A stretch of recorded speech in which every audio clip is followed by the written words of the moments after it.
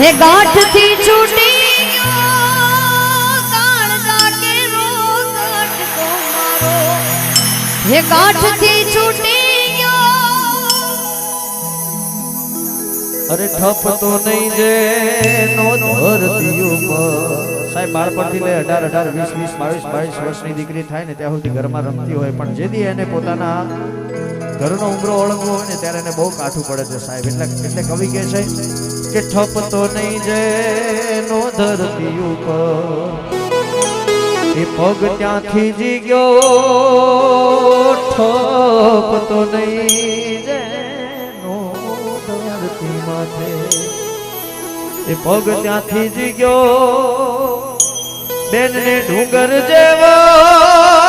ઉમરો લા